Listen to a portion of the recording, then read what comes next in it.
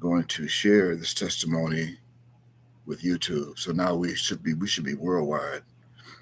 www as I at this time welcome everyone who is monitoring the social media's website, whichever it may be.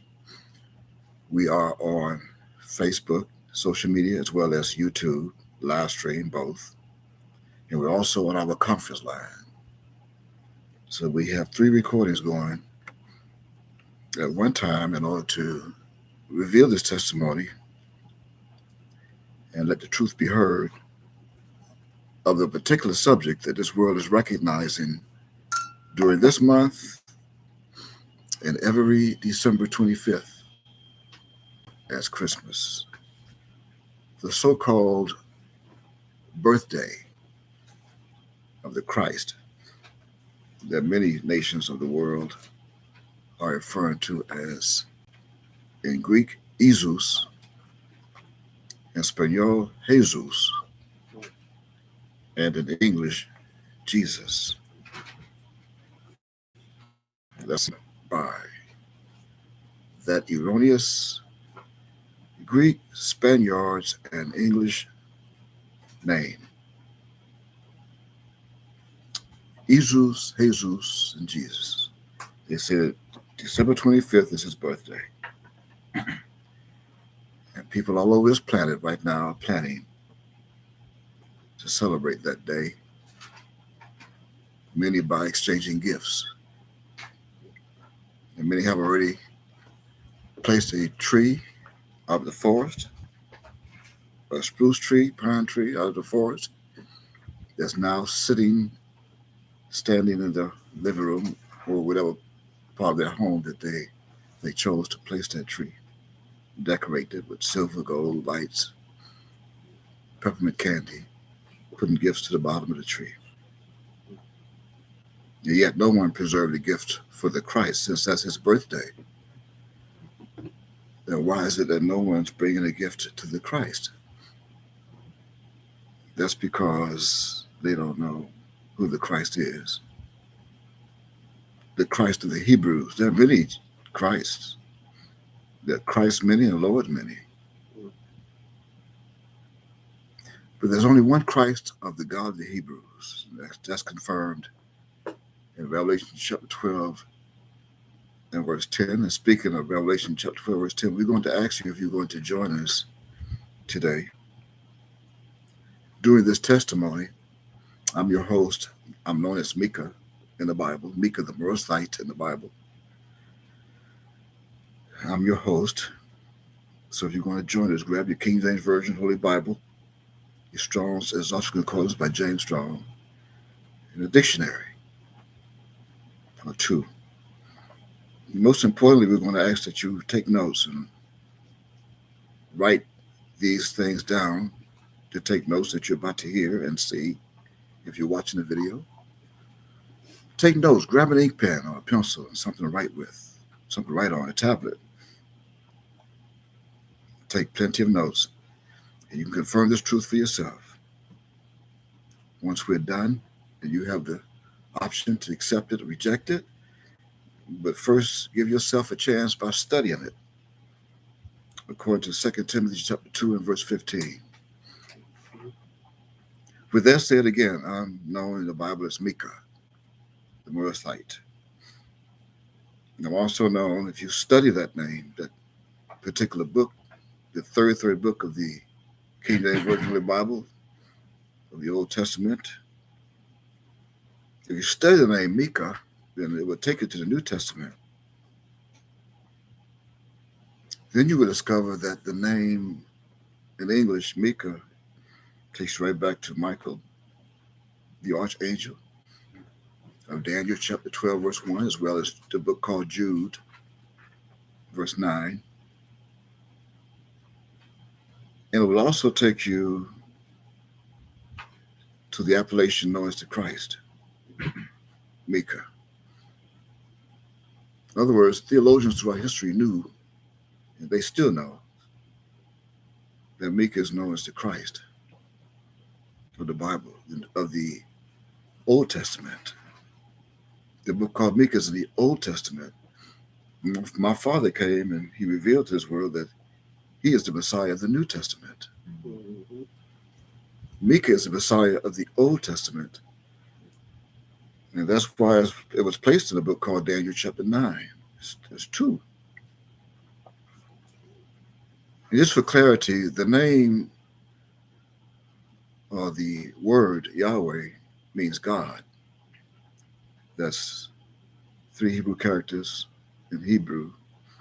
One of the three Hebrew characters are positioned twice, and they are from right to left. Yod, He, Wav, He. That means God. And then you have Beth Nusofi. There's Beth and Nusofi.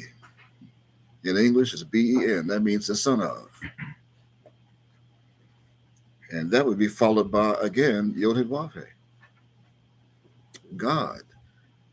So, in other words, what you have is, in Hebrew, from right to left, Yod, He, Wav, He, Beth Nusofi, Yod, He, Wav, He. And in English, it's Yahweh ben Yahweh, and it means God, the Son of God. So it's God and the Son of God, both. And that is an appellation. Now, before we take you to Revelation chapter 12, turn to Ezekiel chapter 34 in your Bible, and let's read first verse 11. You have God and you have the Son of God. That's both. That's two deities.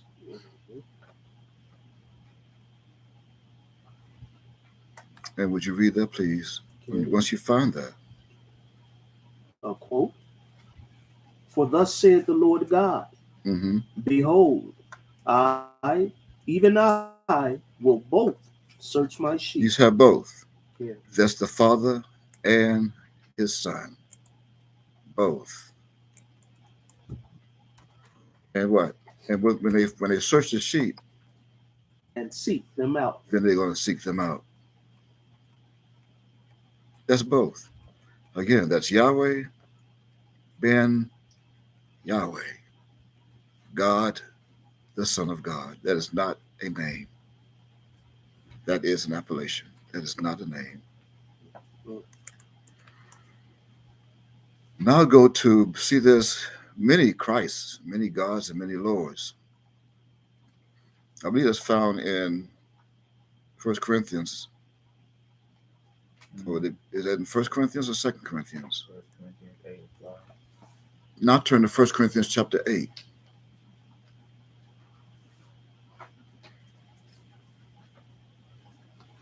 First Corinthians chapter 8 and read verses 4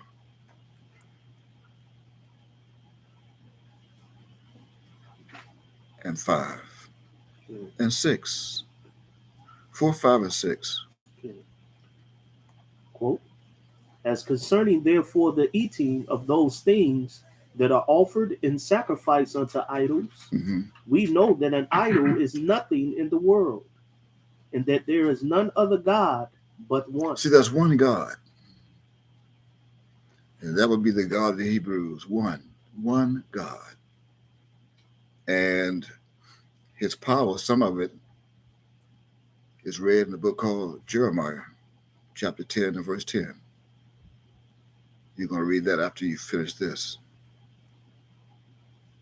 So read the rest of that. One God and what?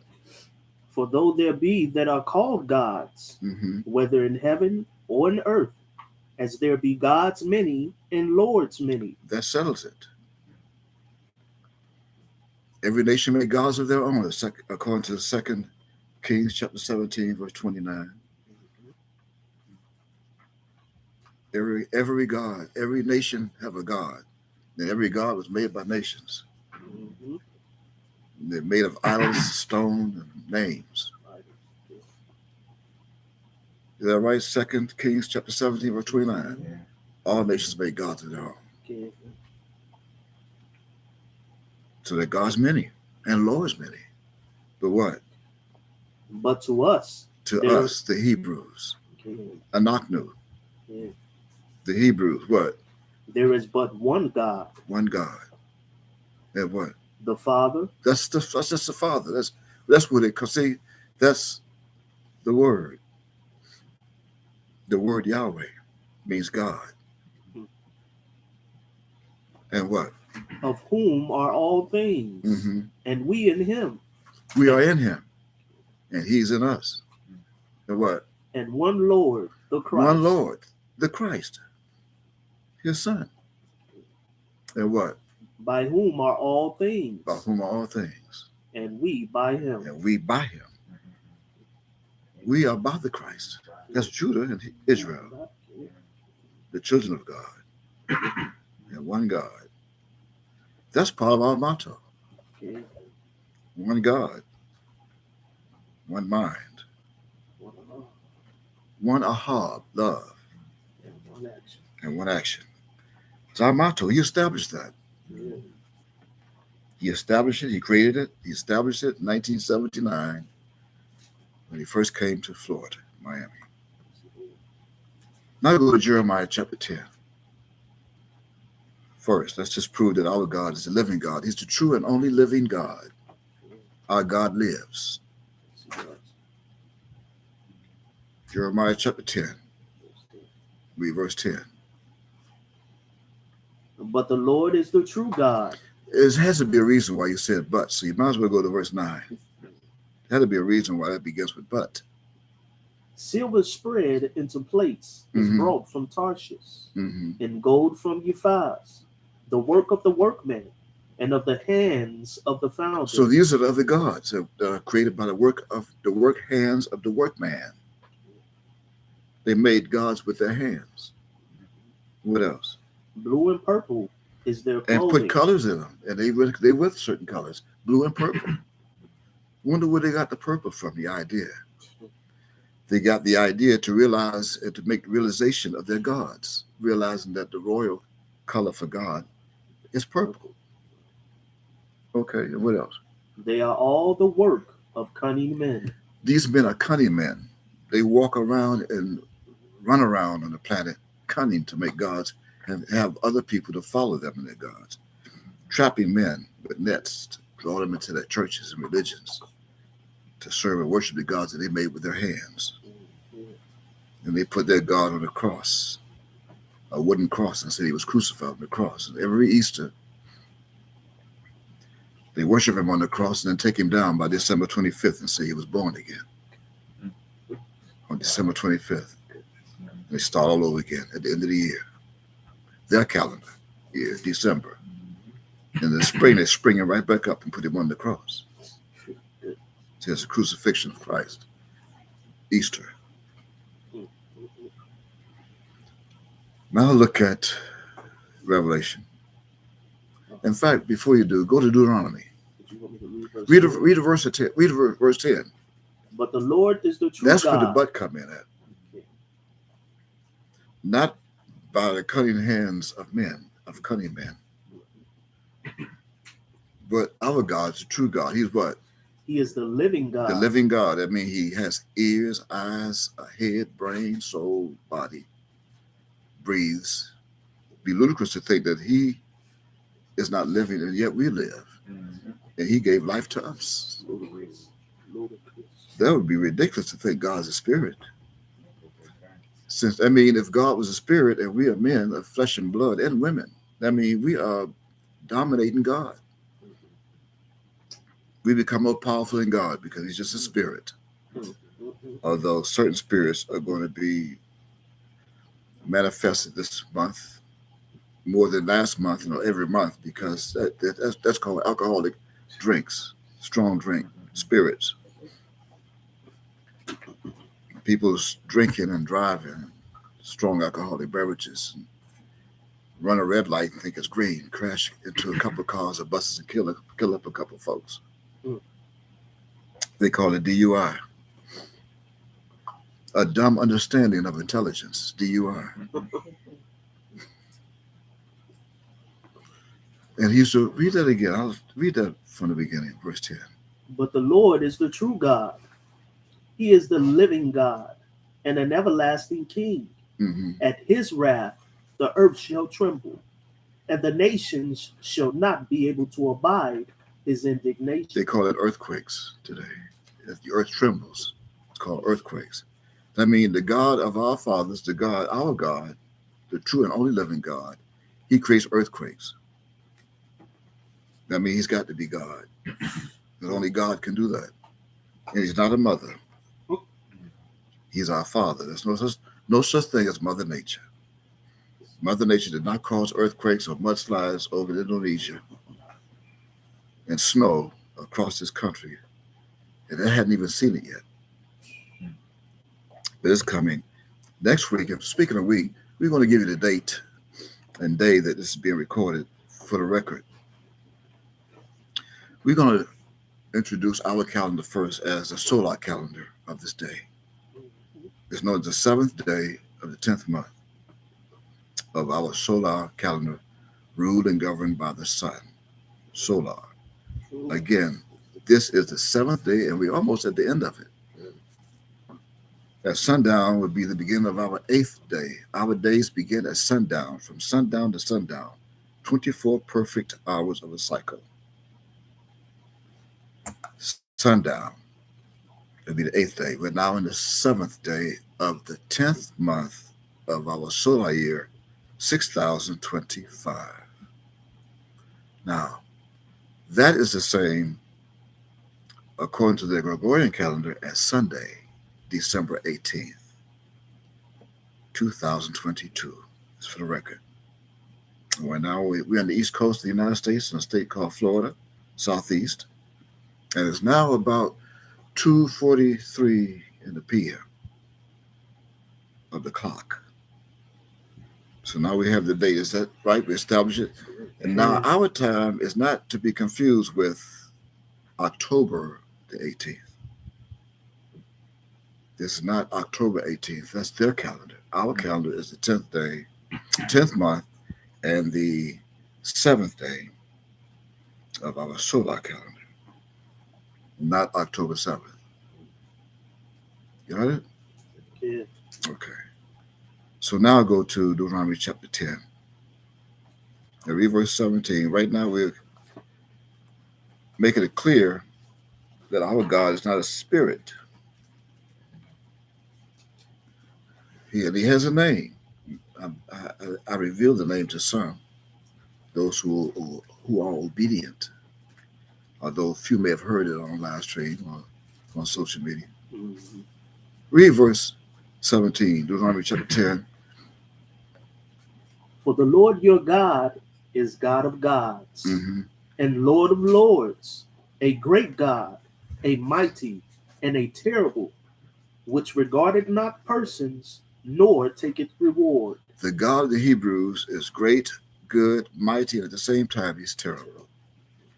He is true and he's living, the true and only living God.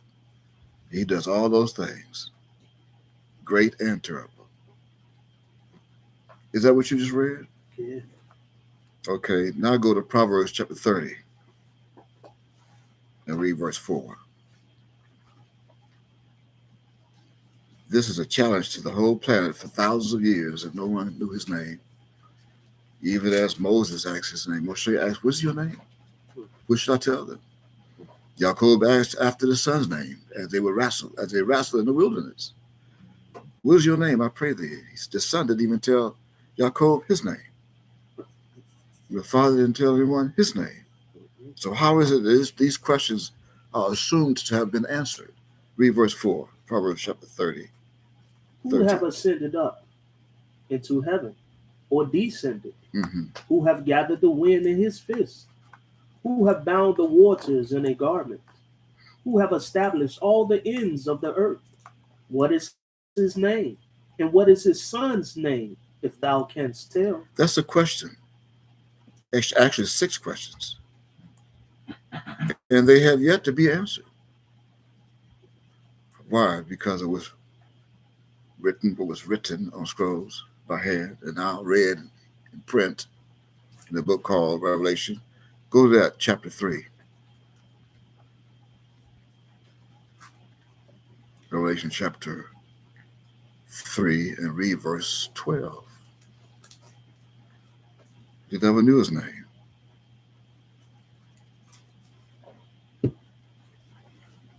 Him that overcometh will I make a pillar in the temple of my God. You have to overcome first in order to get his name. Overcome what? The devil. Come out of her, as it says in chapter 18 and verse 4 of the same book, Revelation. You have to circumcise your mind. I'm speaking to the children of Israel, especially the tribe called Yehuda, Judah. You have to renew the spirit of your mind and circumcise your heart, the foreskin of your heart. Then you will get the name of your Father. Read and see if that's true. And he shall go no more out. Mm-hmm. And I will write upon him the name of my God. That I is the only one who knows the name. That's one. I, Roman numeral 1. Okay. And what? And the name of the city of my God, which is New Jerusalem. Okay. Which cometh down out of heaven from my God. It's coming. That means you should know the name. You should want to be there when that city comes down, New Jerusalem. So what is the Father's name? It most definitely is not English. The word Yahweh is an English word. Y-A-H-W-H. That's not the name of God, the God of the Hebrews. Neither is it Ben, Beth Nusophi, Bain. So what is the Son's name? Turn to chapter 19 now and read verse 12. It's just reiteration. Some may not have ever heard this before. Revelation chapter 19 and verse 12. His eyes were as a flame of fire. That's speaking of the sun now. The sun. His eyes is a flame of fire. And what? And on his head were many crowns. Didn't say how many. But there's many crowns, more also known as appellations. It's even from the beginning as Adam. And what? And he had a name written that no man knew but he himself. If you look real close at this monitor or this video, you can see that name written on my forehead. I'm wearing it. And you have never seen this name before because it was prophetical until I revealed it during this generation. And that is my name. You have to come to me to be able to pronounce it. Yeah. My name is not Mika. Neither is it Mika Yahweh or Mem Yod Kaf Yod Wave. My name is not Michael. My name is on my forehead. And it begins with Yod and ends with Mem Sophie. That's the first and the last. Just as I said it would be the first and the last. Now, with that said, there's another question. A question of today. Now that you have your Bibles, we have your attention. The question today is, and I quote, when was the Christ of the God of the Hebrews born? B-O-R-N. Now, initially, I wrote this to be posted on social media. But then we realized, as I was reminded by my Ab, which is Father, Aleph, Father in Hebrew. You have a concordance, you can look up H1 and you'll see Ab, Aleph, that means Father in Hebrew. But after my father brought to my attention and reminded me that Judah, my people, does not like to read. They do not, and they will not read. Some cannot read. Even after graduating from what they call the public schools of this government. Some never finished school. Some dropped out of school in the 6th grade, and some just dropped out. No grade. They never bothered to go. As parents, could not afford to let them go. Some had to stay home and take care of the children. But unlike the white folks that sent their kids to school, my people do not like to read and didn't finish school. So we realized, and as I was writing this, that they're not going to read it. Some of them say, that's too long to read. It's too long to read. He write too long. That's because they never even studied the word book. Right. If you study the word book, then you realize in your face That's why you create the social media. Mark created a social media called Facebook. It's a book for your face to read. Not just post your picture on there to show women or men that you want to be pretty, or you're in search for a man or a woman. So you put your photo image on Facebook, social media, and smile to attract attention of a man or a woman. And that don't necessarily that don't mean a man looking for a woman. It could be a man looking for a man. Yeah. Or a woman looking for a woman. Why you think I wrote this city is spiritually called Sodom and Egypt today? This whole city is called the United States of America, the great city of the nations of this planet. But that's not what Facebook is for. Facebook is a book for you to read. And those who post books on social media, I commend them for their talent of writing a book to read. So it being that they don't like to read, then I say, we'll go to you. But they don't even like to go to you because that's a tube. But they do like YouTube to look at whatever they want to look at, and they post videos. See, YouTube is made of videos. And some news satellites, news affiliates, NBC, ABC, CNN, Fox, just to name a few. And then others who are independent alliances, they post what they like to post. Some post weather events. But YouTube attracts the vision, the mind. Although I teach my disciples and angels around me to learn how to see with their mind and hear with their mind. And one of my angels demonstrated that yesterday when she posted it on social media's Facebook. I'm here to confirm that that angel told the truth. I teach those around me to learn how to see and hear with their mind. That way you don't miss nothing. You don't miss the sight, neither do you miss the sound that was being said and heard and read or shown. S-H-E-W, show. With that said, again, I ask the question, when was the Christ of the God of the Hebrews born? That's B-O-R-N. B became our righteous Nazarene. Born. B-O-R-N. B became O-R. R righteous in Nazarene. Born. That's what born means. Became our righteous Nazarene. B-O-R-N. When did that happen? In the flesh. You know, I mentioned earlier that there's two Messiahs. And you can find them in Daniel chapter 9. So you can read it on your own. They can know. You'll see Messiah twice. Once in verse 24 and 25. Then you have 26. You see the Messiah in one verse, then you see Messiah in another verse. That's two. Not a misprint. They knew the difference. The 47 theologians of King James, or Yaakov actually, they knew the difference because they grabbed hold of the scrolls. They saw the scrolls. They were helped by some elders of Israel to transliterate them for them. Translate and transliterate. Translate means verbal. Transliterate means written. And they did both.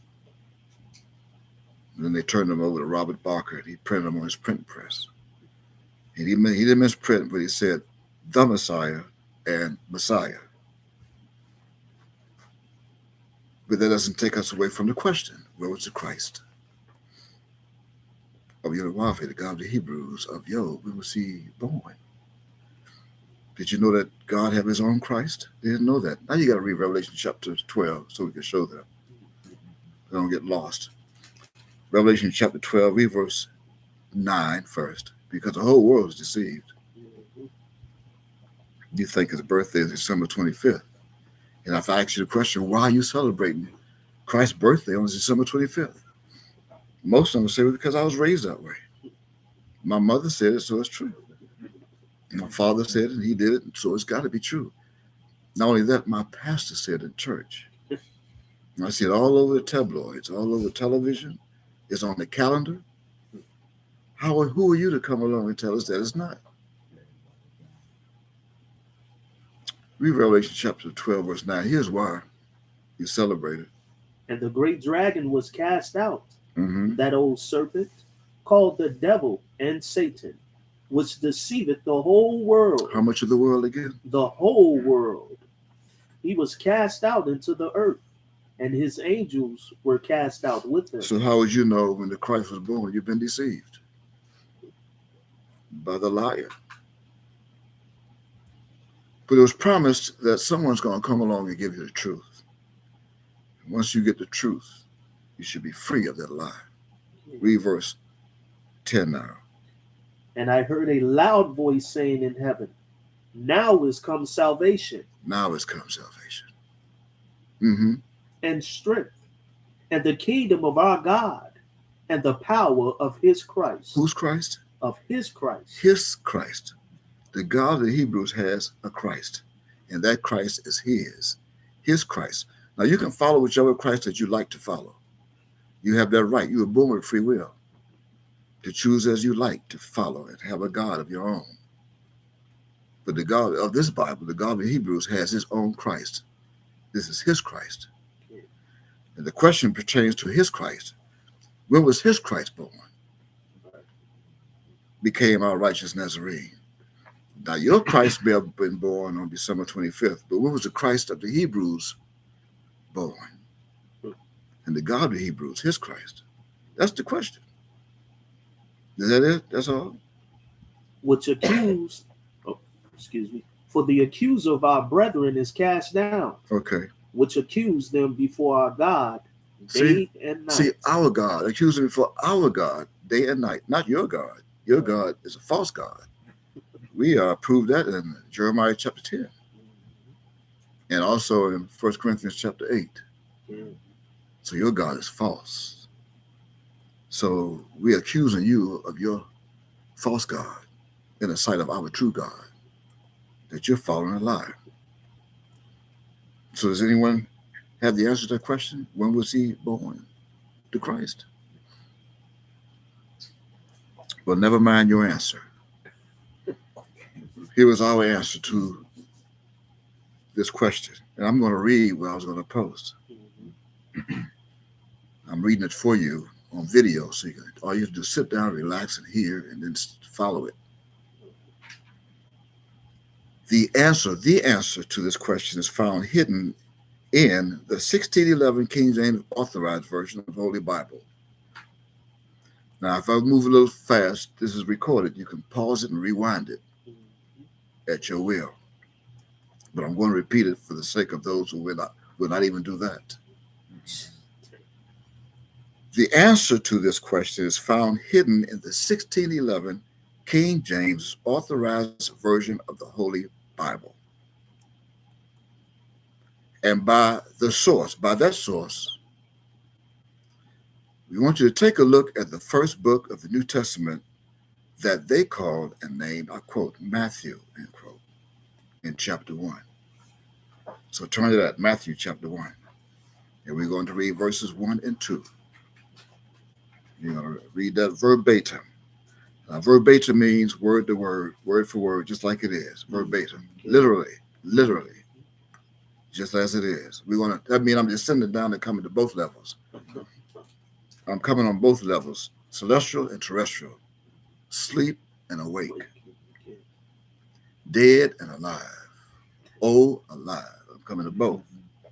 That means there's no excuse. Read that, please, first verse. The book of the generation of Jesus Christ, the son of David, the son of Abraham. Verse 2.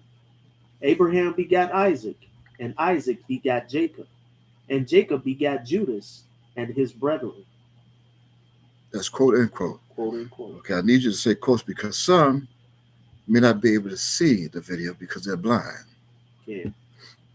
So for the sake of people like Stevie Wonder, I would like for you to say quote and end quote. Yeah. You got it? Got it. Okay. Now, I also notice that you use J. So I want you to notice in verse 2 that the Greeks of Rome is in Italy, and so is Greece in Rome. Mm-hmm. They euphemized the Hebrew name that's known in Hebrew from right to left as Yod, He, Wav, Dalet, He. Yod, He, Wav, Dalet, He in Hebrew. That means Yehuda. Yehuda with a Y. Yeah.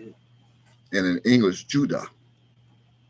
But what they did was they euphemized that Hebrew name in the English translation or transliteration by printing their bogus English name to be read in many English Bibles of the day as, I quote, Judas.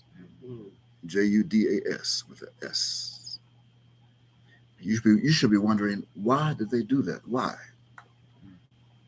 Well, the answer to that question is found in their book called Romans.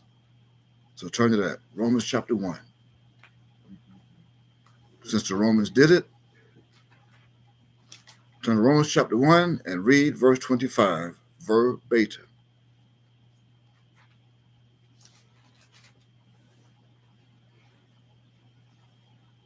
Who changed the truth of God? Excuse me? Who changed the truth of God? Okay, are you quoting? Quote, who changed So the you truth see, of Stephen God? may be listening. Okay, hit this part. This is not in Braille, and there's no, those who may be deaf. See, they may be deaf. Yeah. They may have CC on the video, closed caption, so you got to say quote. Okay. That way they will know you start speaking on your own. Right. Shouldn't have to be reminded of that, right? Yes, sir. Okay. Try it again, please.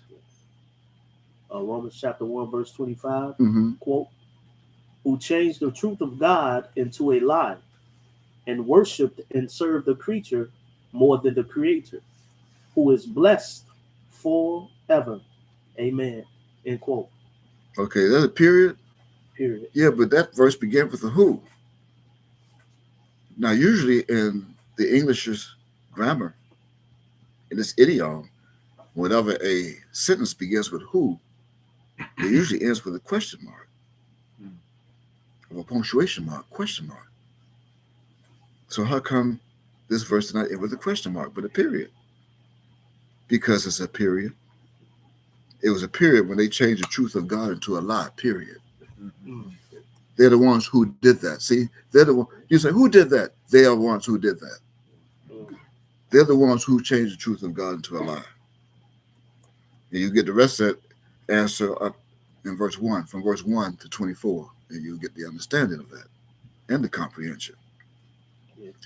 In other words, the euphemized and bogus English's name that is read as Judas in Matthew chapter 1 and verse 2, that's found printed in today's English Bibles all over the Bibles. It's a lie. It's a lie. It's false. It's not true. So you may want to ask now, why did the Romans change the true name of the fourth son of Yaakov with the Y, Yaakov? They have Jacob, J. There's no J in Hebrew. There's no J in Greek. So where they come up with J? J was added to the English alphabet back in 1625, I believe it was, during the 17th century. The letters J and V were added to become the 10th and I believe the 25th or 24th symbols of that alphabet chart. So, again, the question is, why did the Romans change the true name of the fourth son of Yaakov, Jacob, as read in Matthew chapter 1, verse 2, as Judas? Now, the answer to that question is to keep this planet by bay from the truth. That's the answer. Mm. To keep the whole planet at bay from the truth. Again, falling right into Revelation chapter 12, verse 9, deception. Why? Why would they do that? Why would they do that? Because the truth shall make you free. Did you hear it? Yeah. The truth shall make you free, whether you want to be free or not. Whether you want to continue to celebrate Christmas on the 25th as his birthday of December or not, the truth will make you free from that.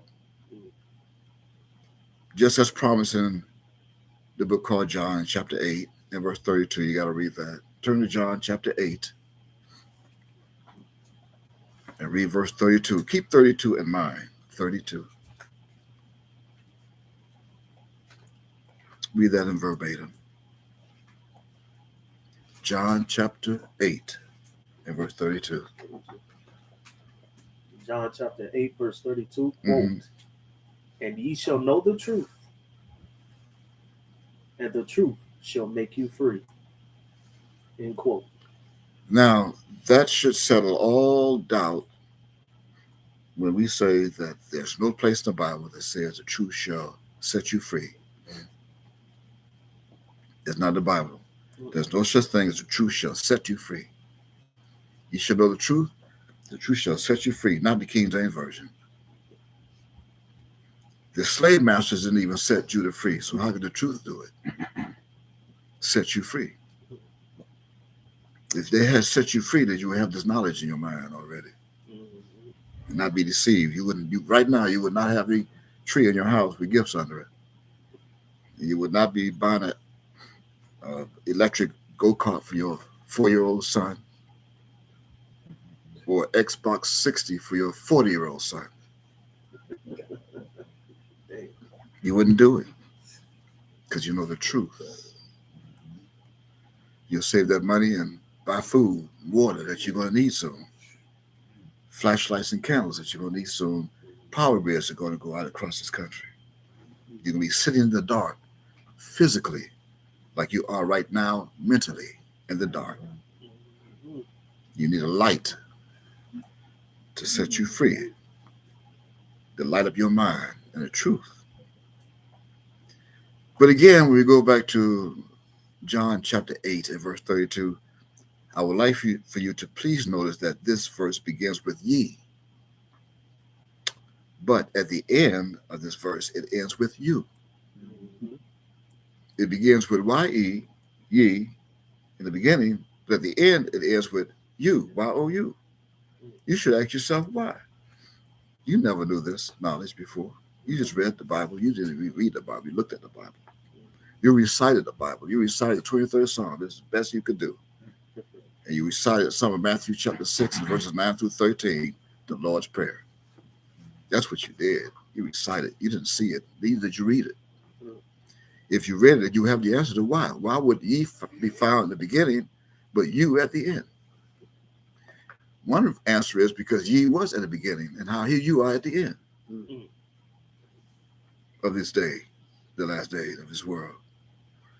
Another reason is because ye, the Y-E stands for ye, why, our Yahweh's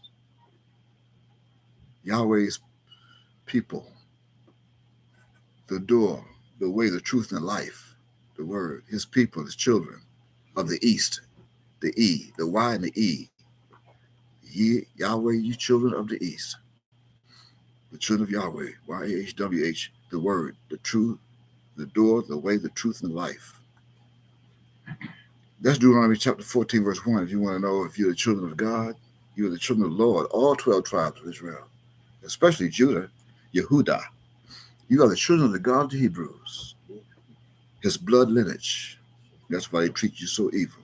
And that's why he punished you and put you in slavery and bondage, because you went and served those other gods in Jeremiah chapter 10, verse 9. And you're still serving today. Today is Sunday on that chart. Church day. It's the second day of our calendar week, but according to their calendar, it's the seventh day of the United States calendar. Right? The seventh is actually the first day. Of the UK calendar is the seventh day. The United Kingdom's calendar, two different calendars. Sunday is the seventh day of their calendar, United Kingdom, but the United States is the first day of that calendar. You should wonder why.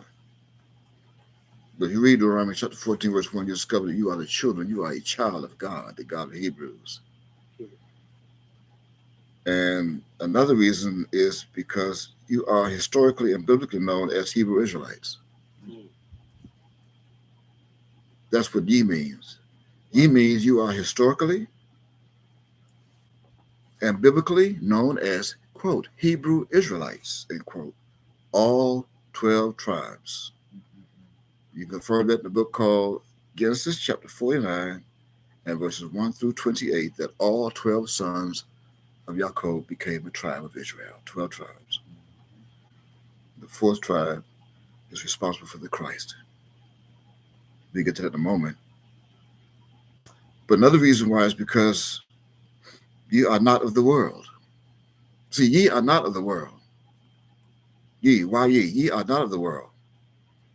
But I have chosen ye out of the world, which includes the fourth tribe. The fourth tribe. Before Yod, Hey, Wav, Dalet, Hey, Yehuda, or Judah was taken into bondage, you still were chosen out of the world. You were chosen to be the ruler, Judah, the ruler of the 11 tribes, the king, the king's tribe. And that's in what, 1 Chronicles chapter 28, verse 4. Yeah. You were chosen to be the ruler. You can read that and you'll make a note. 1 Chronicles 28 and 4.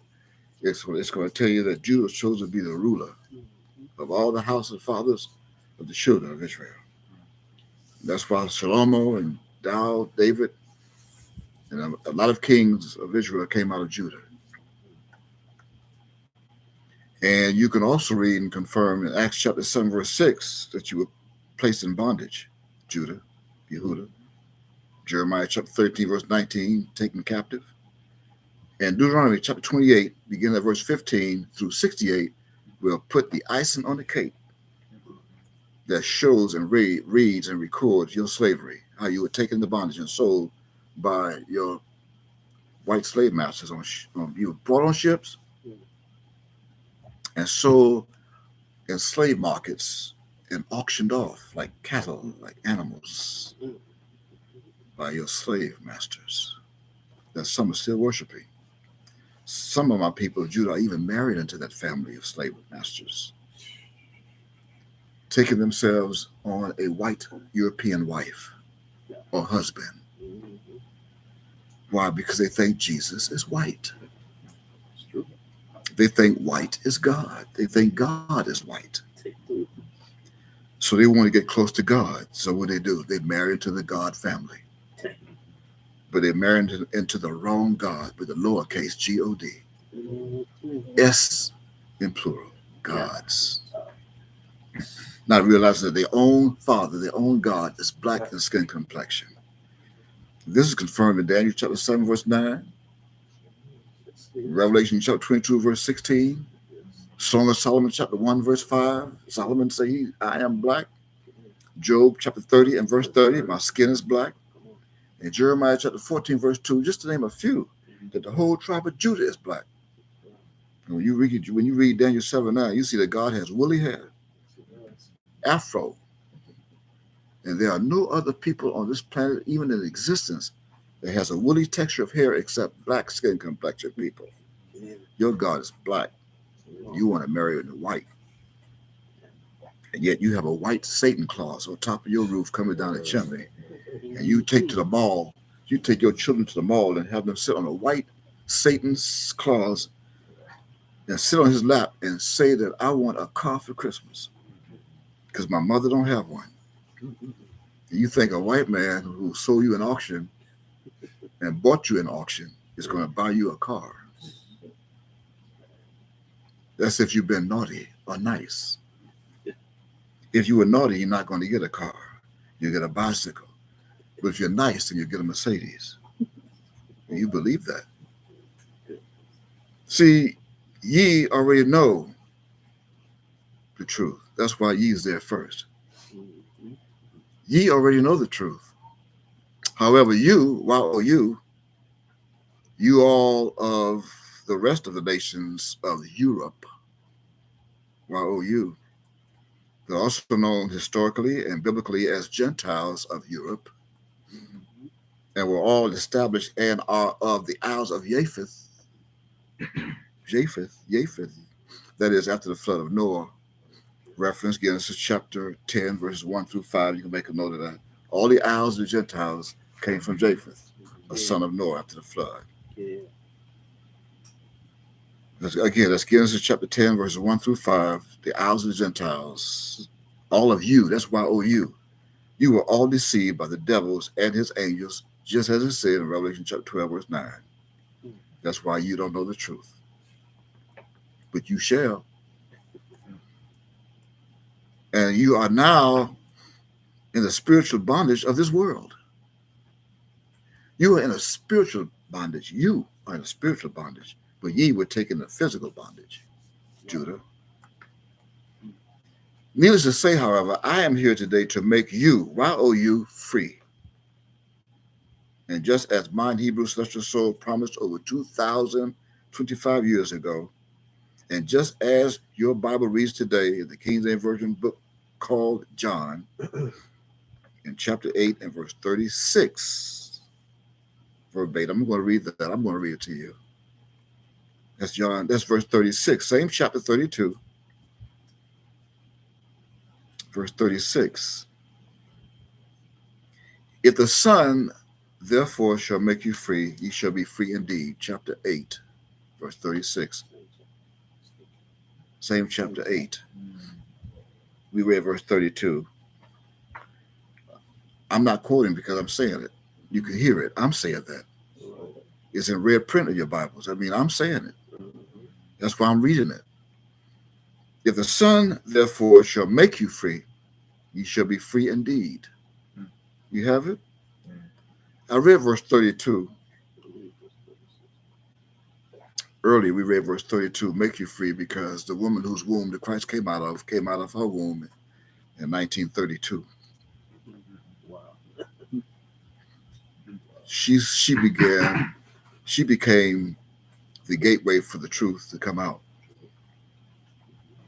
in 1932, February 3rd. See, the Christ came out of a womb that came out of a womb on February 3rd, 1932.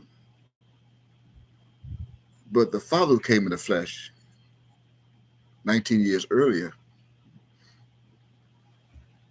in 1935, he came out of his womb in 1935, but his womb came into existence out of a womb also in February the 20th, 1917. So both came out of a womb in February, the vessels that they came out of, the gateway. One was February 20th, 1917, the first one. The second was February 3rd, 1932. That's how it was meant to be, planned to be. So again, if the Son therefore shall make you free, and ye shall be free indeed. That's you and ye. Did you see it? See, now this time you is first.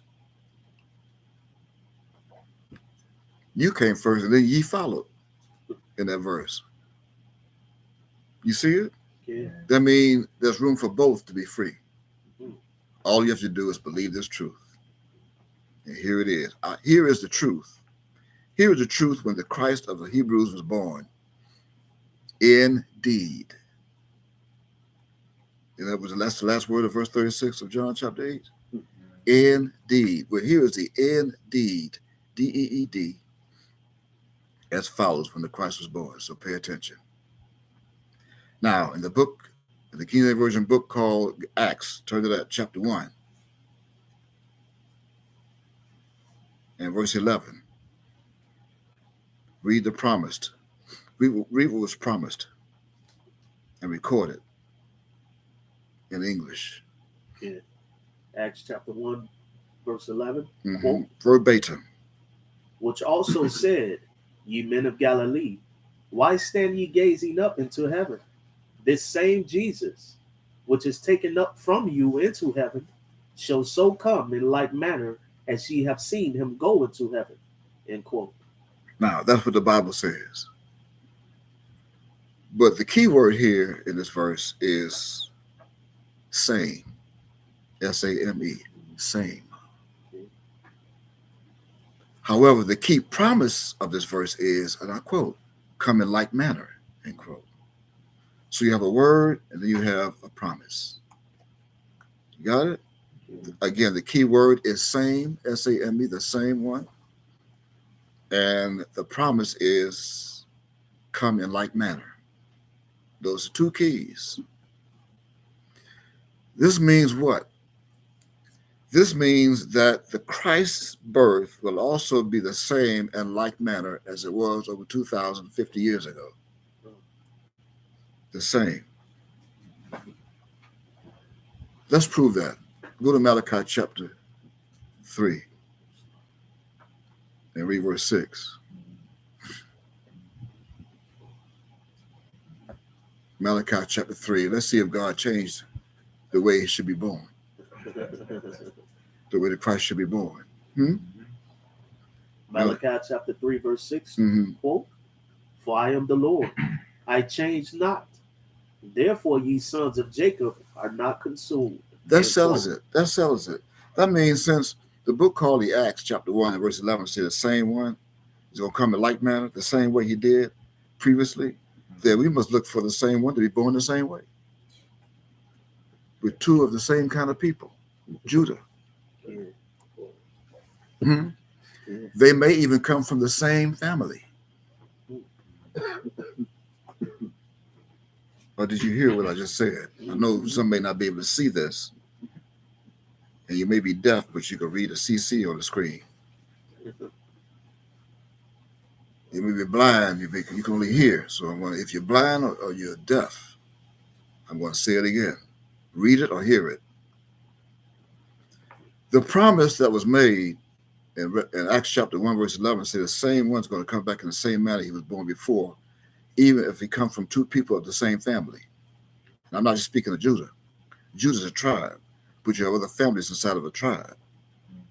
You hear it? Yeah. Okay, now go back to Matthew chapter 1. You read verses 1 and 2 before. Is that right? Yeah. Okay.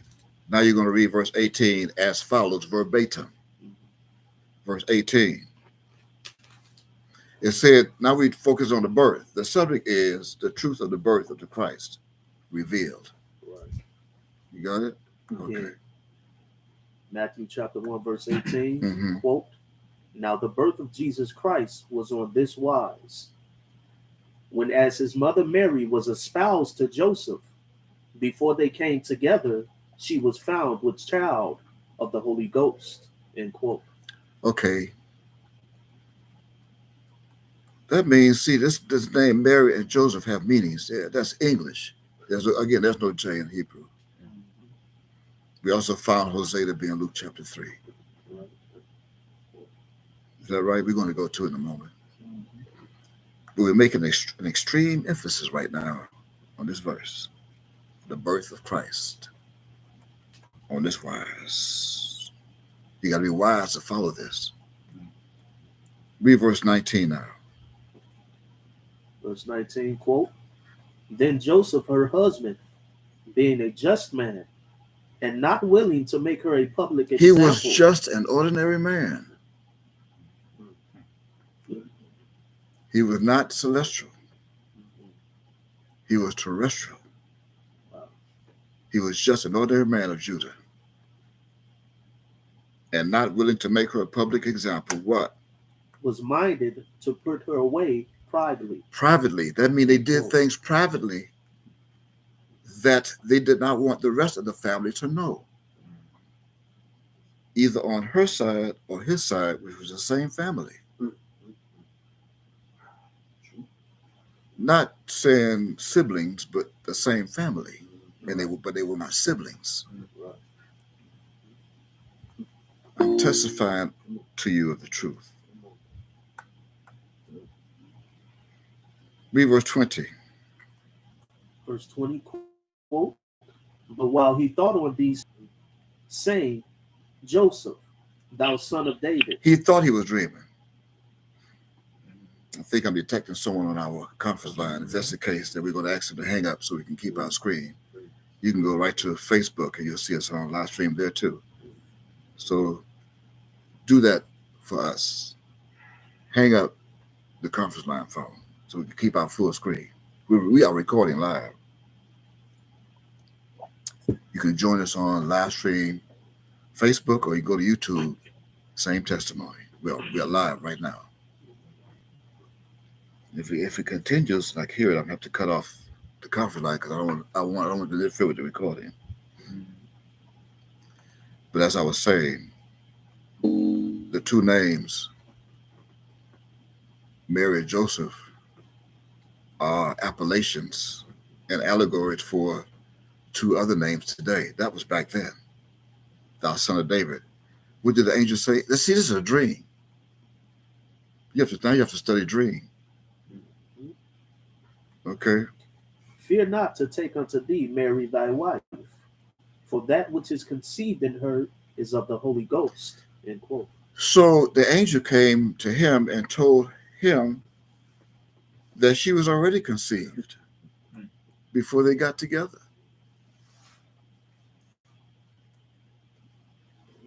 And that was then, over 280 years ago.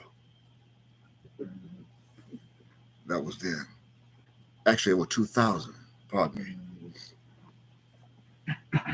Over 2,080 years ago. But it happened over 280 years ago, too.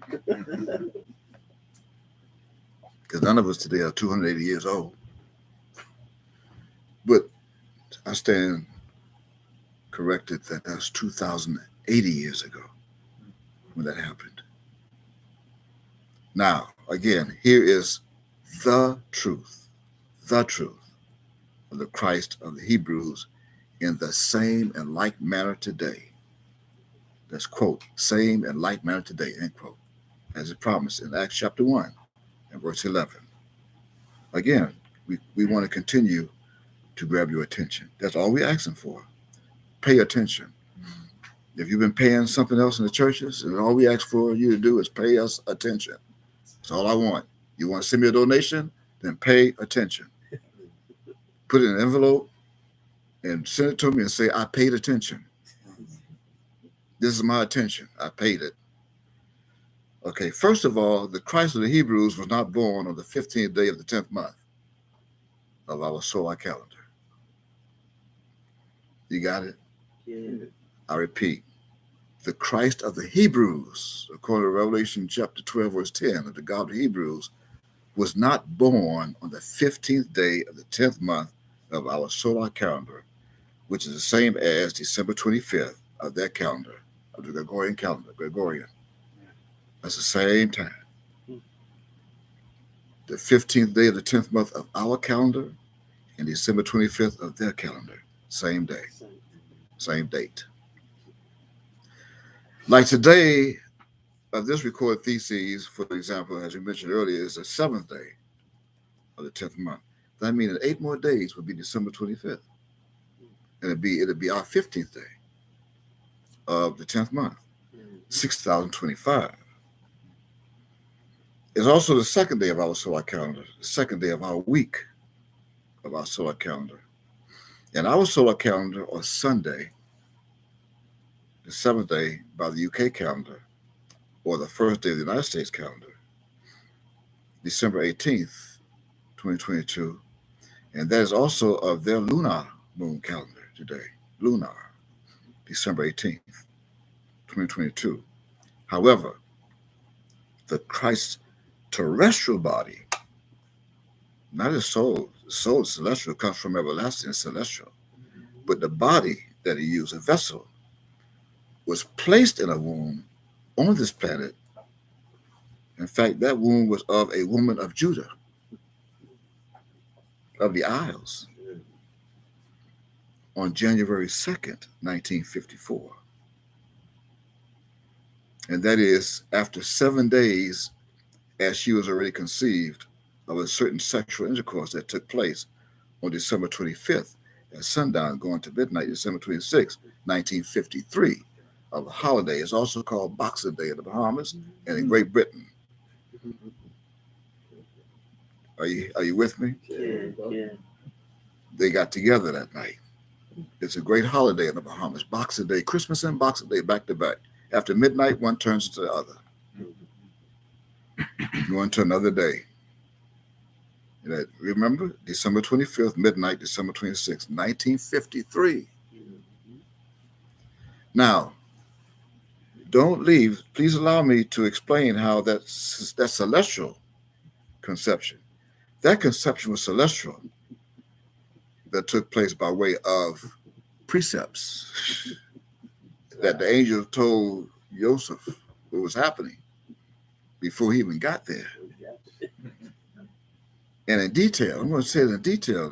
Here's how it went as follows. Now, the Bible says that the Christ would be born to become the tabernacle that would be with men. Now, turn to that, Revelation chapter 21. That's what the Bible promised, that the Christ would be born to become the tabernacle of men and be with men. Yeah. Right? Yeah. Revelation chapter 21, read verse 3.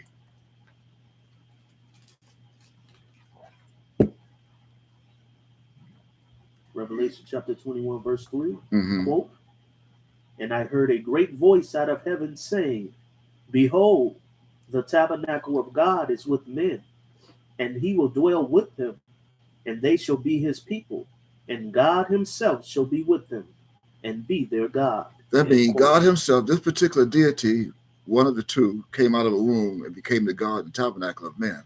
The same men that are with him and are with him today of Judah. Yeah. Right? Some men thought that he was their family member. And they had that right to, because that's how they were. That's how the dream was. See, they dreamed that.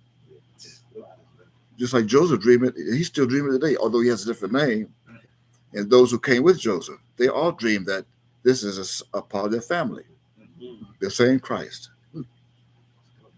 This means that the Christ of the Hebrews was born on the 15th day of the 7th month to become the tabernacle, which is the Hebrew law.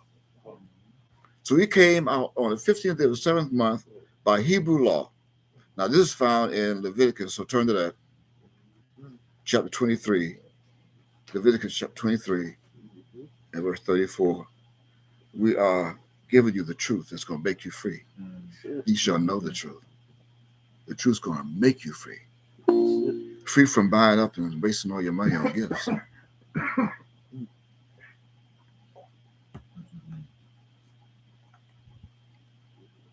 Leviticus chapter 23, verse 34.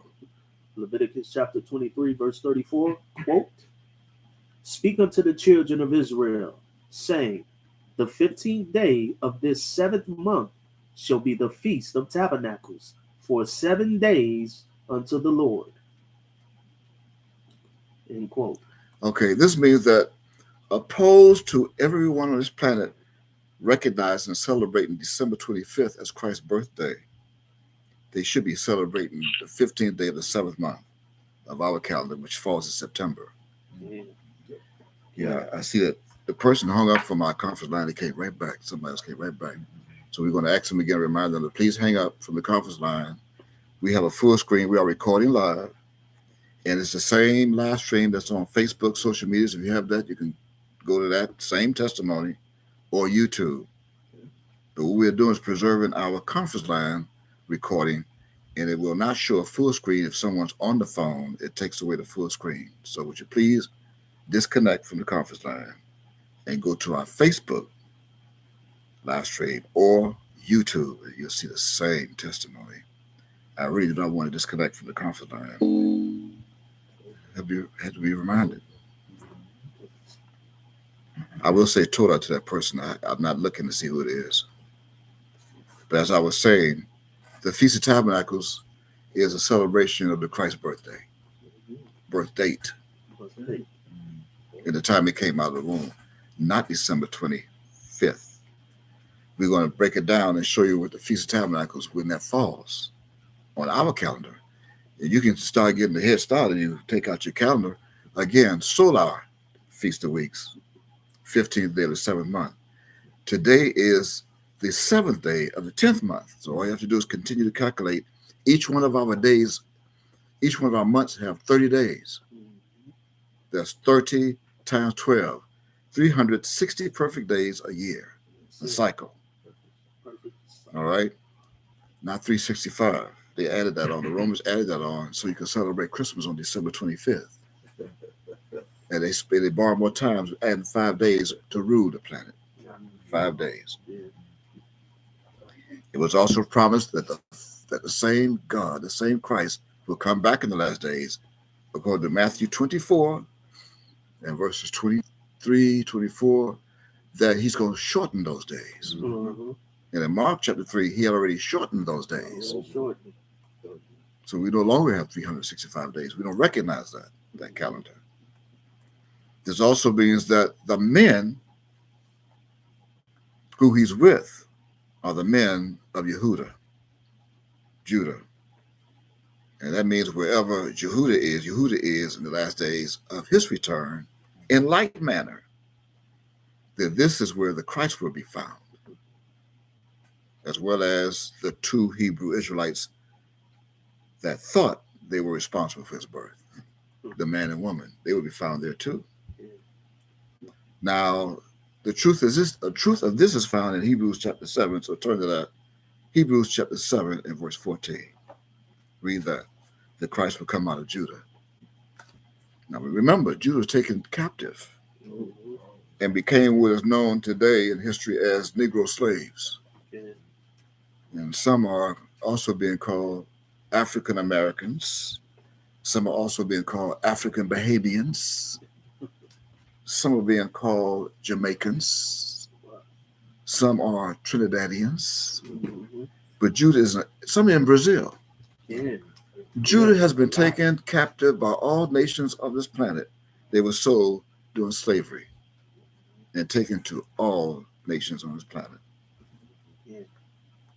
So would you read that, please? Hebrews chapter 7, verse 14. Hebrews 7:14, quote, "For it is evident that our Lord sprang out of Judah, of which tribe Moses spake nothing concerning priesthood," end quote. Okay, notice that in this verse, the printer, the first one being Robert Barker back in 1611, he left off the S and the H of the English alphabets. So he didn't bother to put the S or the H. You should want to know why. Again, the answer is in Romans chapter 1, verse 25. You have to read it. They changed the truth of God into a lie. There is no, first of all, there's no J. And even if it was, there's no Hebrew son of Jacob named Judah, Juda, or Judus. No such name. Now, with that said, here is more evidence for the wise, according to Matthew chapter 1, verse 18. Right? Here is more evidence for the wise. So pay attention again. Pay attention. Mail me an envelope and put it in it. I paid attention. The name Mary, Mary, Mary of yesterday, was like-mannered. It was like-mannered into becoming Dorothy of today. You had Mary, Mary, back then, and you have Dorothy of today. And as fascinating as it may seem, it was the same soul.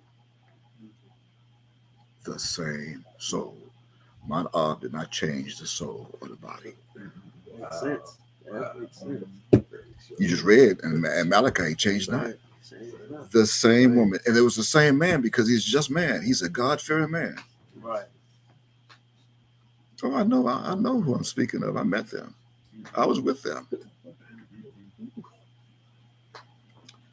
Again, Mary of yesterday was like-mannered to Dorothy, becoming Dorothy of today. Dorothy, which is codex to be hidden cryptically for, quote, thy door.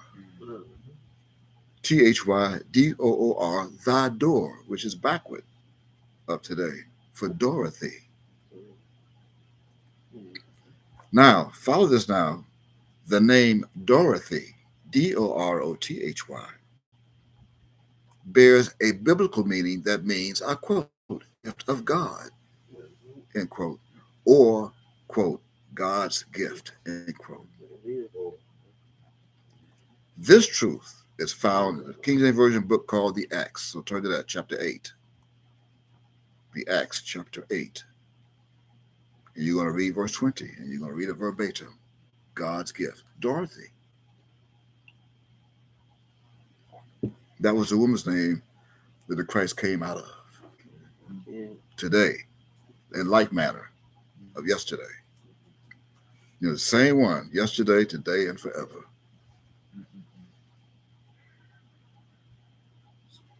Acts chapter 8.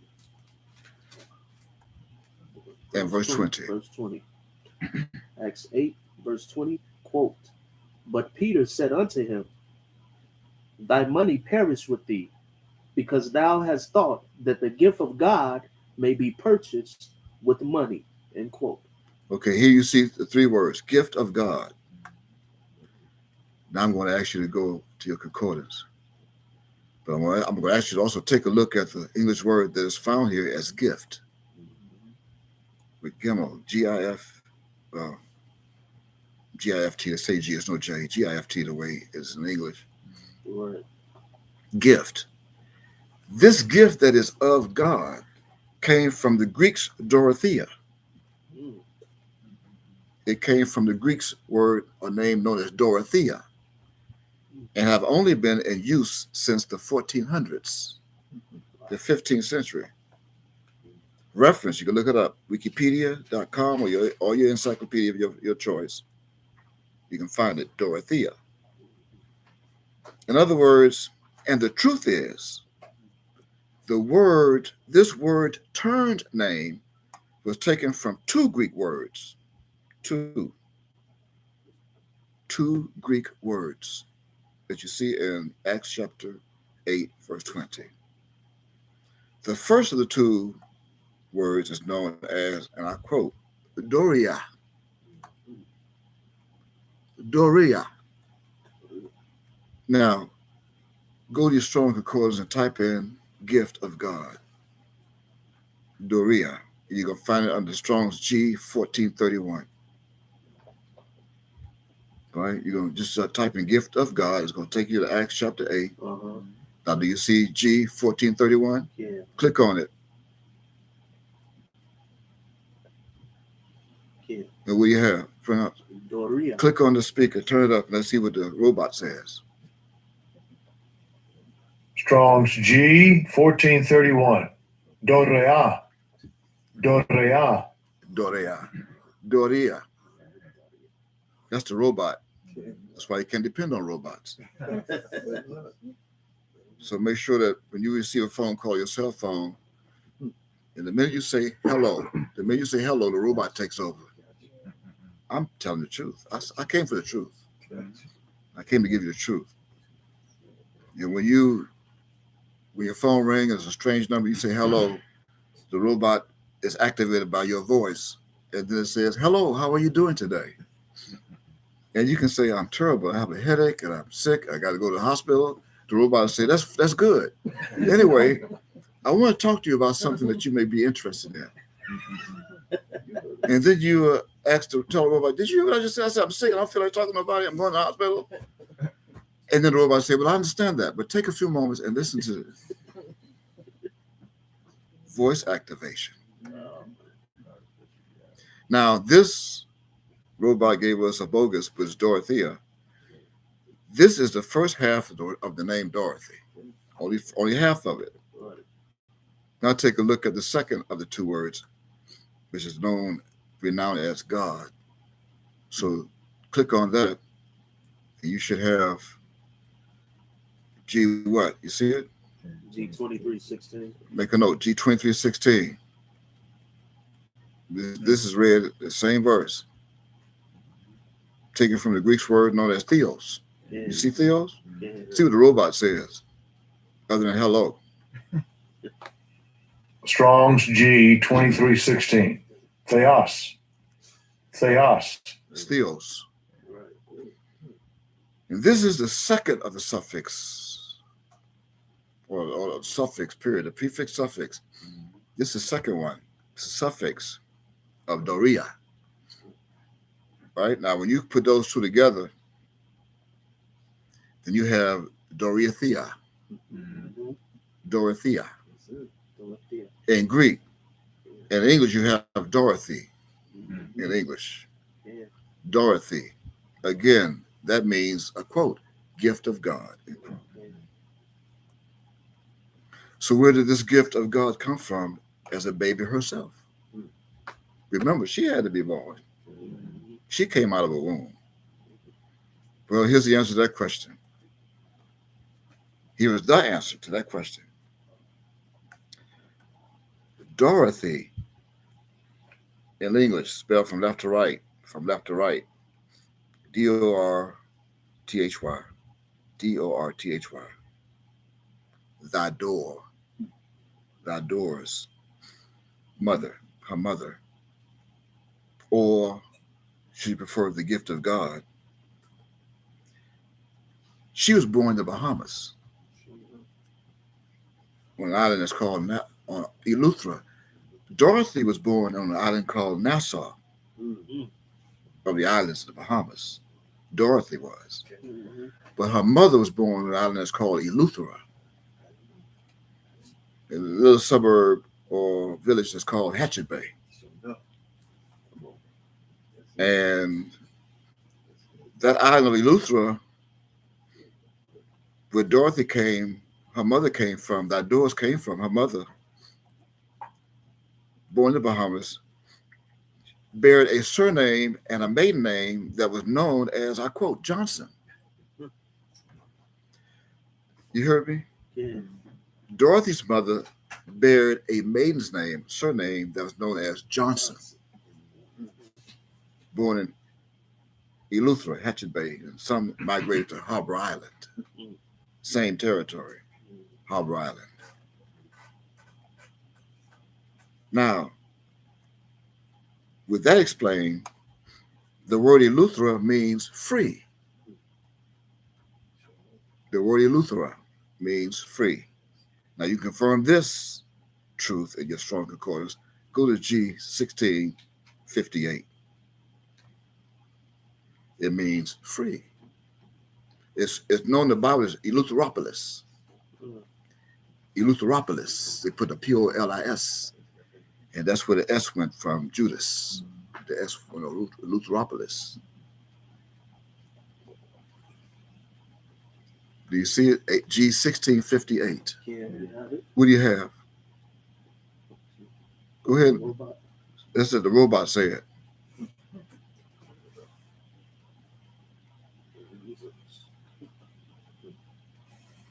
Strong's G 1658. Eleutheros. Eleutheros. Eleutheros. So we got Eleutheros. Yeah. But in some parts of the Bible, it's Eleutheropolis. In dictionaries, encyclopedias, Eleutheropolis became an island of the chain of islands of the Bahamas government, Commonwealth of the Bahamas. And it means free. Yeah. Is that what it says? Freeborn. Freeborn. Freeborn. Now, the surname Johnson, Johson, it means John's son, or the son of John. The son of John. Yeah. The same people that were here before. The son of John. This is proven in many of our dictionaries and encyclopedias. Right? In the same Bible, the name Johnson is said to be an English patronymic name. Patronymic name. And it means, again, son of John, or gift of God. It also means gift of God. You can look this up in your dictionary. So we have two people that Ma'ab chose as a gift of himself to bring forth his son. Right? Yeah. The name John derives from the Latin Johannes, which is derived from the Hebrew Yohanan, meaning, quote, Jehovah has favored, end quote. They have Jehovah, but we know it's no J. Or some may say Yahweh has favored.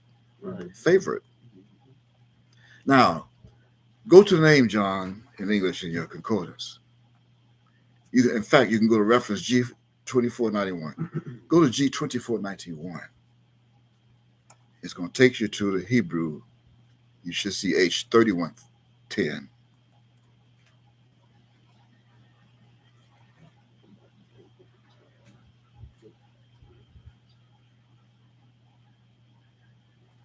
You got it? Or you could just go to G2491 if you don't want to. It's going to take you to the Hebrew. See, this is English. John. Yeah.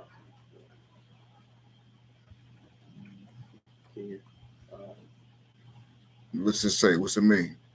Jehovah has remembered. My favorite. Jehovah is a gracious giver. A gracious giver. See, the gift. Some says, go to the Hebrew. See what that says. Right. Yeah. On the H3110. H3110. That should give you favorite. Yeah. Jehovah has graced. Has grace. It's another part that says favorite. Yeah. H3076. And what is that? Jehovah. Same thing. Jehovah has grace. We have. I'll try H26 up here. That means when you go to your dictionaries, encyclopedias, it's going to show you that the name John means Jehovah's favorite. There we go right here. This etymology says, What's that? What's be that? gracious, show favor. Show favor, right. Be gracious and show favor. Okay. So now we're on the same page. Yeah.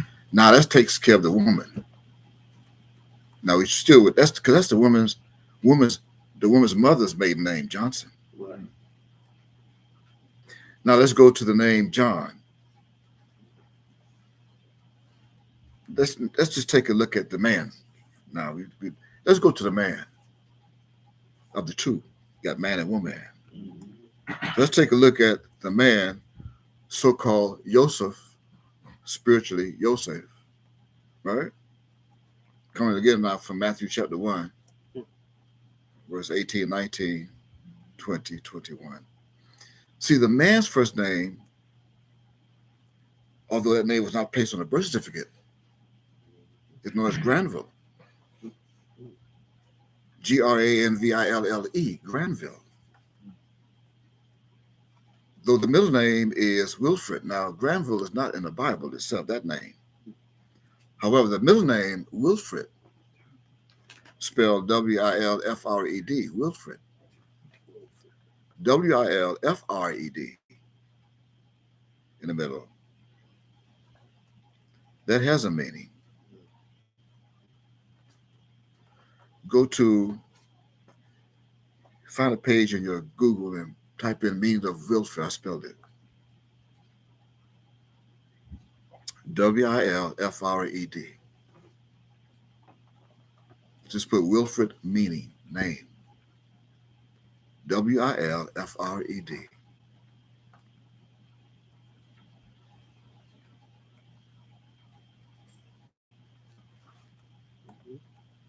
We have, quote, Wilfred is a masculine given name derived from Germanic roots meaning will and peace. Will and peace.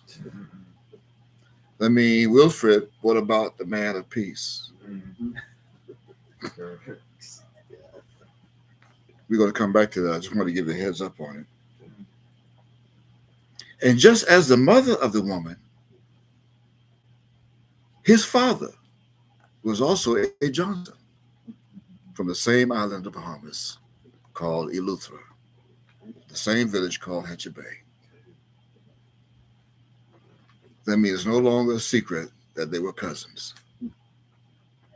Just like the first time over 2,050 years ago. And that will explain that you go back now to Matthew chapter 1 and verse 19, read verse 19, 25. Go back to Matthew chapter 1. Read verse 19.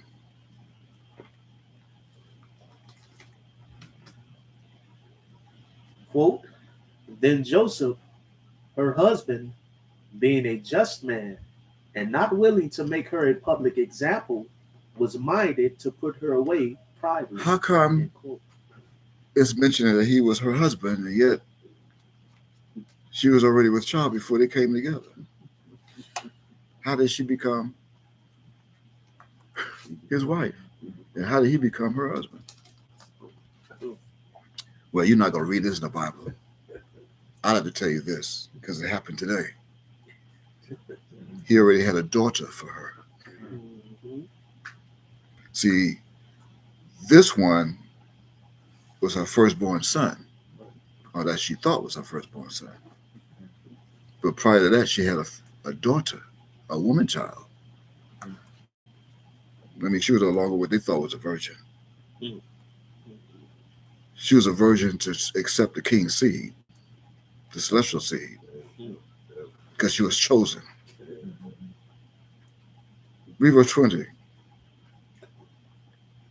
Verse 20, quote, "But while he thought on these things, behold, the angel of the Lord appeared unto him in a dream, saying, Joseph, thou son of David, fear not to take unto thee Mary thy wife, for that which is conceived in her is of the Holy Ghost." End quote. Verse 21, read on. "And she shall bring forth a son, and thou shalt call his name Jesus, for he shall save his people from their sins." 22. Now all this was done, that it might be fulfilled, which was spoken of the Lord by the prophet, saying, Behold, a virgin shall be with child. Coming from Isaiah chapter 7, verse 14. And shall bring forth a son, and they shall call his name Emmanuel, which being interpreted is, God is with us. 24. Then Joseph, being raised from sleep, did as the angel of the Lord had bidden him, and took unto him his wife. Verse 25. Last verse.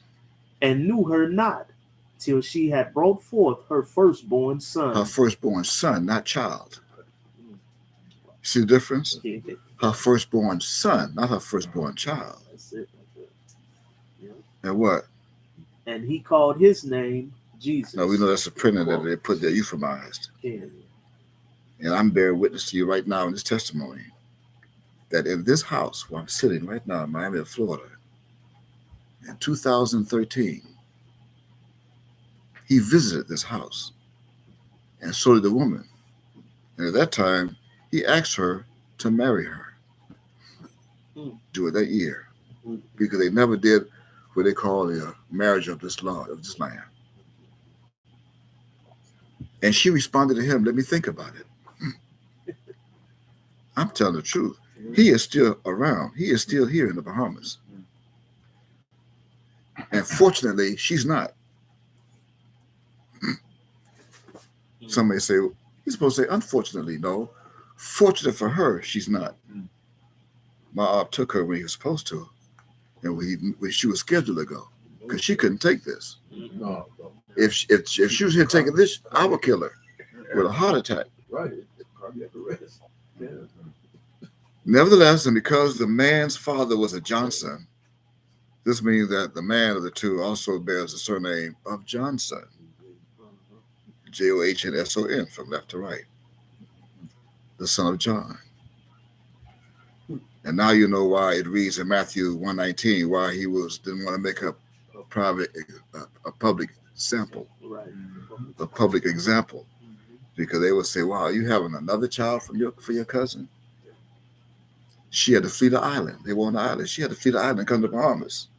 Or come to the United States. Flee the Bahamas and come to the United States. Left him over there, and then eventually he came over too. That means the child was born in the United States of America in a hospital that's named after him called Christ.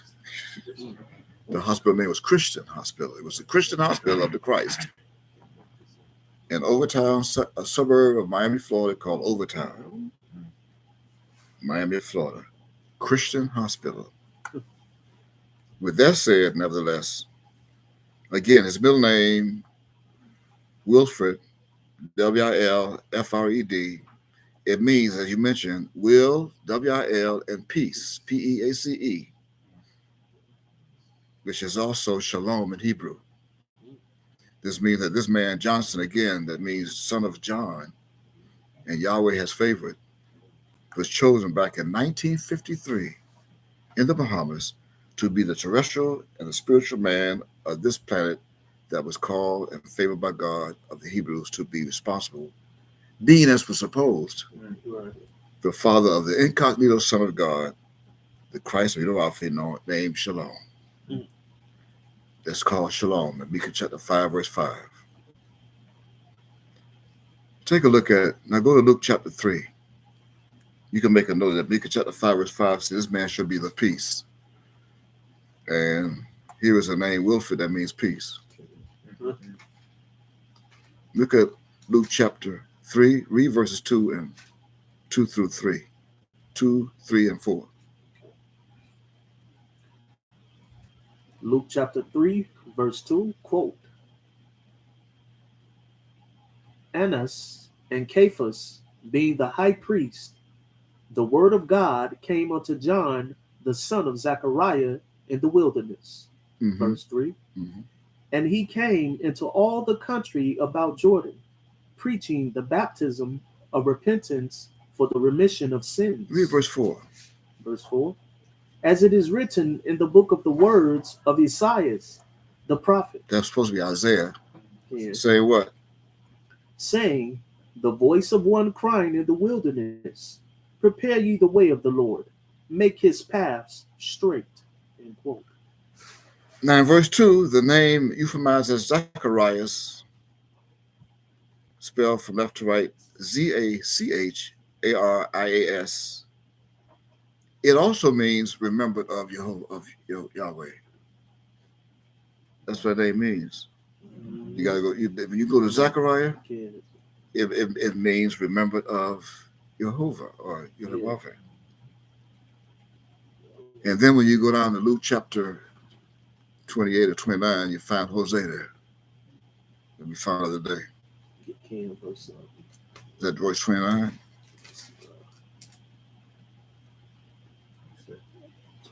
26? 29. It's 29. Yeah, verse 29. Look at verse 29. Look at verse 28 and then 29. Verse 28, quote, which was the son of Melchi, which was the son of Adi, which was the son of Kosam, which was the son of Elmodam, which was the son of verse 29, Mm-hmm. which was the son of Hosea. Now you have Hosea. Hosea means what? Espanol, Joseph. Yeah. Then what? Then that would explain verse 23. Go back to verse 23 and read that. Verse 23, quote, and Jesus himself began to be about 30 years of age, being as was supposed the son of Joseph. But it was not. That's why it's in parentheses. How could it be that in verse 23 and then you go all the way down to verse 29? There's Hosea again. But they changed the name from Joseph to Hosea. Now, let's go back up to Zacharias for a minute. That's in verse 2, right? Yeah. Zacharias. You should write it down. You got it? Follow it. Why? Because in here, in this name is hidden of the son's name. Remember, Zechariah, also known in the book called Luke, chapter 1, wanted to name his son after himself. Mm-hmm. I mean, Elizabeth was supposed to have a child named Zechariah, according to the father. You're going to name him after myself. But that didn't happen back then. It happened today, but not back then. Today, it was Hulon. It became Hulon Jr. Back then, if he had his way, it would be Zechariah Jr. Or Zechariah ben Zechariah. Zechariah ben Zechariah. But the angel of the God of the Hebrews said, no, name him Yochanan. But when you look at Zacharias, the way they euphemize it with the IAS. Right. When you look in the middle of this name, there's also found 4 English letters, 4. And they are from left to right, CHAR. This CHAR are the first 4 letters of the English name known as Charles. CHARLES, from left to right, Charles. The name Charles means, quote, free man, end quote. That coincides with Eleuthera. And I've had people to come on social media and comment and say, your name ain't Mika, it's Charles. They call me Charles. I have no problem with that. See, it's not the name that makes the man. The name doesn't make the man. It's the soul that makes the man. So they didn't know. So just as they named him Hulon Jr. with no control at that time, they named the other one Charles 19 years later. A free man. That means as he grew, he became free to do what he wanted to do. And the last part of that CHARLES, which is LES, less, LES, that was substituted for the IAS of Zacharias. It means, and I quote, the holy garden. That's what that name means, less. You have Charles less, it's Charles less, Charles. CHAR, right? CHAR, free man. LES, the holy garden. Now, you want to confirm that? Here's your reference online. You can type in, I quote, LES under source, baby name meaning origin and popularity, HTTPS hashtag www.THEBUMP, thebump.com / less baby name, LES baby name, end quote. You can find it on your computer. If I say it too fast, pause it, rewind it, and write it down and go look on Google. You'll find it. Go to the internet. Right. LES going to take you right to the part that says the Holy Garden. Now, the name Charles from Zacharias also means that, I quote, a free man I as. CHARLES, a free man I as. I as a free man. Now you read verse 23, but read it again as we reiterate how they came together. Luke chapter 3, verse 23. Quote, and Jesus himself began to be about 30 years of age, being as was supposed the son of Joseph, which was the son of Heli. End quote. Now we read in Matthew chapter 1 that they have yet to come together at some time, but when they did get together, it was Boxing Day in Great Britain and the islands of the Bahamas. Now you're going to have to go to Google and go to the calendar. Type in, you know how we get it, type in 2022 calendar. Okay.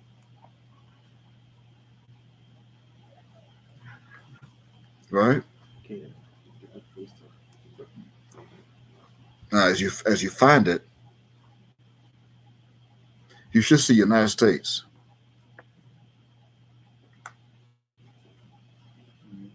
See United States? Got the United States. And if you scroll down to December, today should be highlighted as December 18th. It is. Highlighted, right? Okay. Okay, now if you go up to the search box, if you look closely though, you see the calendar, on that calendar of United States, Sunday begins when? As what? It's the first day. That's the first day. First day. United States calendar, that's the first day. First day. Okay, look to the very bottom of that calendar. It shows you the holidays and the days of the year, what they mean. Say holiday. Do you see December 25th? It should say Christmas. It does. And then like January 1st or December 31st, Christmas Eve, something like that. Oh, yes. New Year's Day. New Year's Day, January 1st. January 1st. Okay, now go up, stroll up, and type in 1953. And then put show.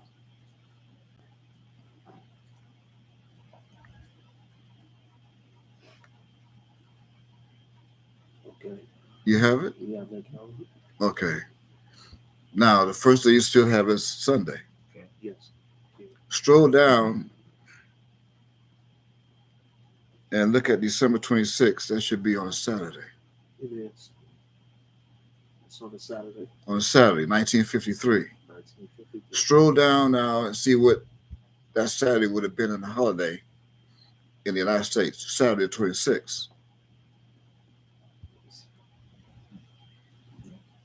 Nothing. Nothing in the United States. That means there was no need for them to come together on Sunday, December 26th. Nothing was going on in the United States that Saturday. Right. Everything went on that Friday, Christmas Day. That would say Friday the 25th. Friday. December 25th. Friday. December 25th. Okay, stroll up to the box where it says United States. You're going to see, if you press on that arrow, it should take you to the other countries. It does. Press where it say United Kingdom or Great Britain. Pretty sure. Do you have it? We have that calendar. Now, on that calendar, Monday starts the first day of the week, doesn't it? It does. And Sunday is the 7th. Now, stroll down to December and see if Saturday is still the 26th. Should It be. is. Now, stroll to the bottom and see if anything happened in Great Britain on the Bahamas under the Queen. Great Britain on the 26th of December. It's called Boxing. It's called Boxing Day, another holiday. That's December 25th. At midnight, turns into December 26th. Right? Right. Okay, now, biologically, or biology and medically and scientifically, them two people got together that night after the angel had did what he had to do. And according to science, biology, when an egg is fertilized, it takes at least 7 days for the woman to know to become pregnant, impregnated with an embryo. Right? Yeah. That's scientifically, that's a fact. Even with the human anatomy. So 7 days from December 26th will be what? It should be February 2nd. Go to it. Let's see. And that 7 days is 7 perfect days. That's 7 perfect days of a fertilization and a woman becoming pregnant with a child. It takes that cycle to become firm. That means between the first day and the 6th day is no guarantee that that woman become pregnant. That's sperm trying to find its way to the egg and latch onto it and, hey, I got you. Right? In fact, in other words, also the name Charles. If you look in the dictionary, the name Charles also means penis. They have that down there. They even have, Charles, Joseph. Some dictionaries, Joseph. Wonder why they did that.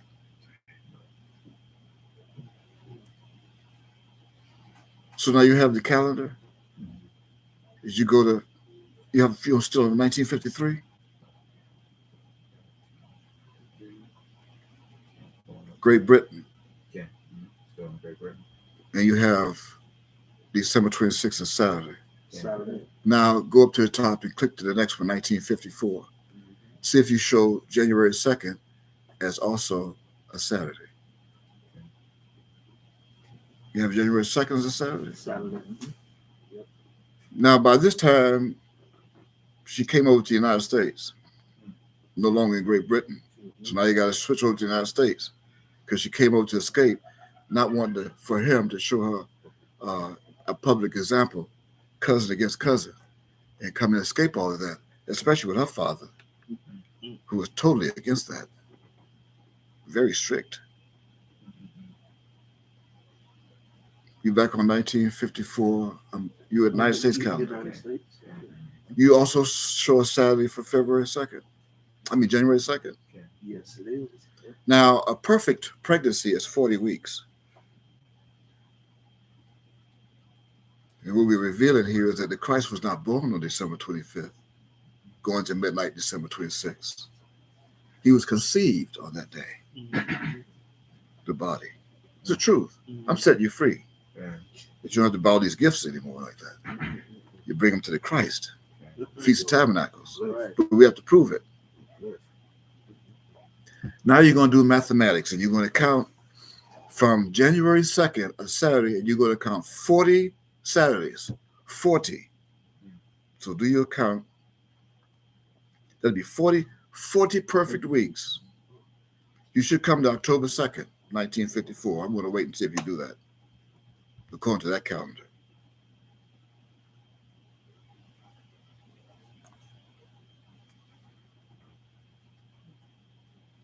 Do your math now. Make sure you get each weekend, each Saturday. And when you see the blank, pick up from the next month for the blanks.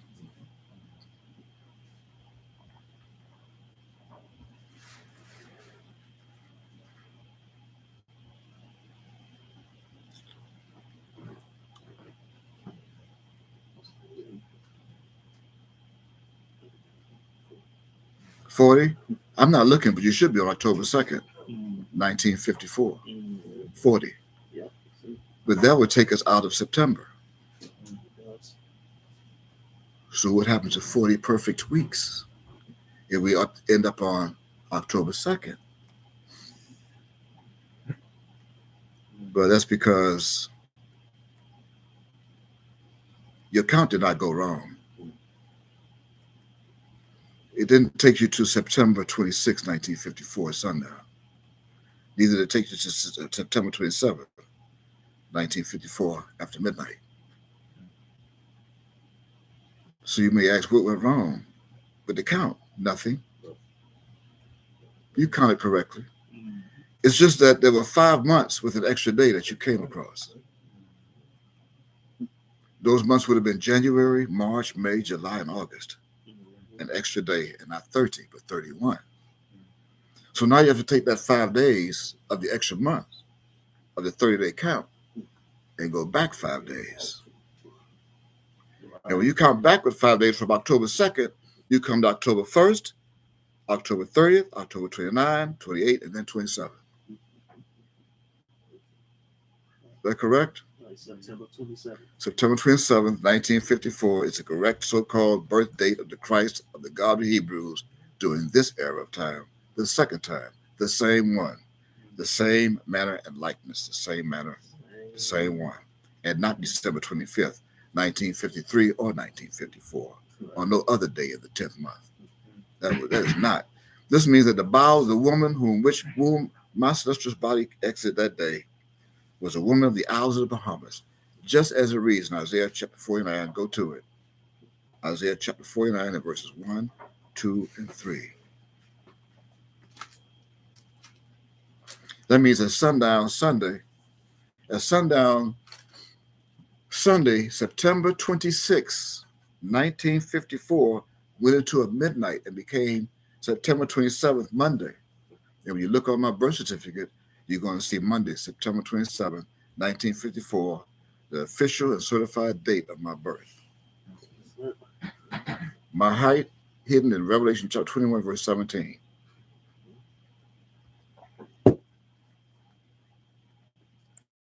Challenge you to prove me wrong and then come show me someone that has wisdom like this that was taught by John the Baptist. Right. That's the key. Hey, I'm the only one who can reveal it. Read Isaiah chapter 49. See who else had a mother who came from the islands, and whose womb he came out of, whose name was mentioned by my father. Right. Read it, verse 1. Verse 1, quote, "Listen, O Isles of the Bahamas, and of the Gentiles."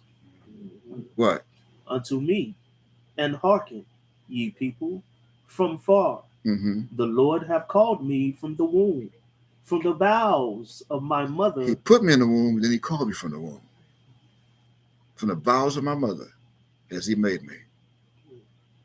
Mm-hmm. "Hath he made mention of my name." End quote. And it's mentioned my name. What? Micah. Mhm. Verse 2. Verse 2. Then he quote, hid me. "And he hath made my mouth like a sharp sword. In the shadow of his hand have he hid me." Yes. and made me a polished shaft. In the The quiver. in the quiver have he hid me. He hid me in Miami, in the United States, incognito on a suspicious name. What's he doing with Charles? Last name is not even the same as the so-called father. Why? She did not put the name on the birth certificate. Many years later, it was altered and his name was added to the birth certificate of that name. And then he took on the name Johnson, no longer Saunders. That happened. That's certified. It was notarized. Changed by vouchers in Tallahassee and Jacksonville, Florida. That's the truth. That is the true birth date of the Christ that his whole planet is waiting for to come. Not in the clouds, although he did come in the clouds as a plane, Right. a jet, actually an airplane back then. An airplane with many jets back in the 50s, not commercial. We pray that this helped your minds to come out of that world of the devils and fantasies, lies, deception, and come back to your own God. Come back and come out of her, Yehuda. Praise Yod.